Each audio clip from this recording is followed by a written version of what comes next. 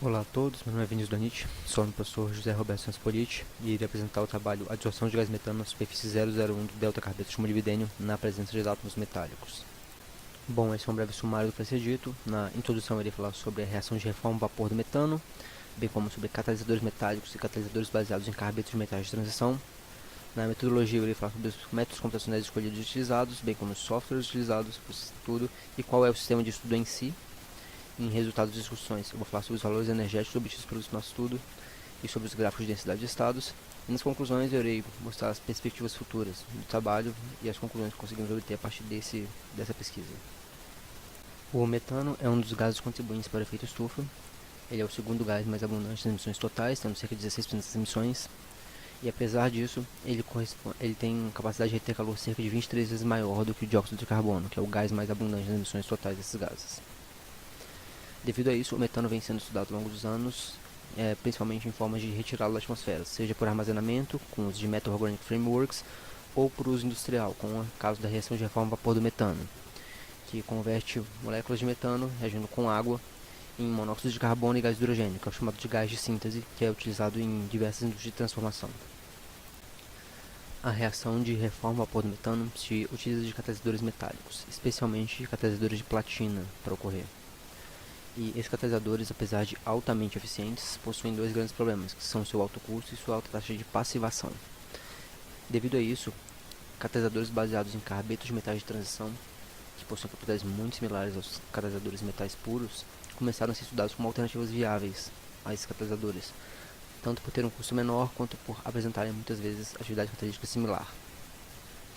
Esses catalisadores de carbetos de metais de transição geralmente possuem estrutura cúbica de face centrada, hexagonal compacto ou hexagonal simples. Desses carbetos que vale destacar, tem, por exemplo, os carbetos de titânio e os carbetos de molibdênio, este último que são o foco do nosso estudo.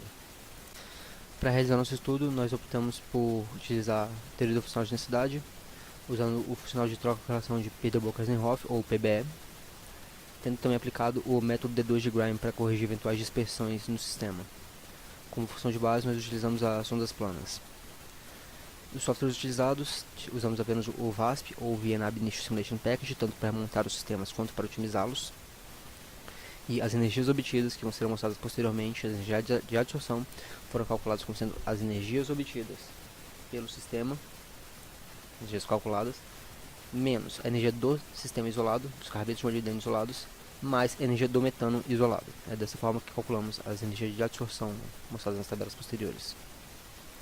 Como dito anteriormente, o nosso sistema de estudo são os carbetos de molibdênio, mais especificamente os delta carbetos de molibdênio, onde tiveram átomos metálicos de níquel, rutênio e ródio adsorvidos à superfície, e posteriormente a molécula de metano foi absorvida acima destes metais de transição, onde o metano foi absorvido em três posições distintas. Posições como 1CH4, onde um dos hidrogênios do metano aponta para a superfície, 2CH4, onde dois hidrogênios apontam para a superfície, e 3CH4, onde 3 dos 4 hidrogênios do metano apontam para a superfície.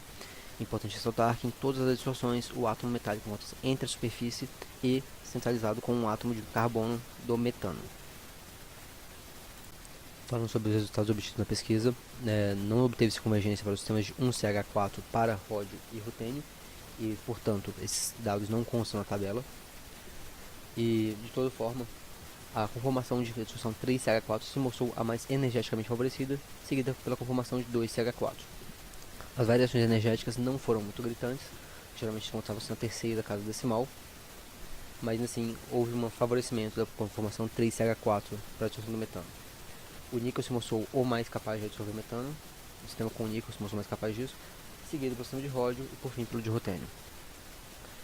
Todavia é importante ressaltar que caso esses átomos metálicos não estivessem aqui, a energia de distorção estaria por volta de menos 0,95 electrovolts. Então a presença de um átomo metálico em cada um dos sistemas aumentou exponencialmente a capacidade de adsorção do metano na superfície. Apesar disso, falando sobre os gráficos de densidade de estados, não é possível verificar uma variação muito grande desses gráficos conforme as adsorções. Como é possível ver, esse é o gráfico de densidade de estados para o níquel, para o ródio e para o rutênio. São gráficos extremamente parecidos e os gráficos mostraram os mesmos para todas as conformações de distorção, não indicando nenhum sinal de ativação do metano ou algo assim. De fato, os componentes de ligação do metano após a otimização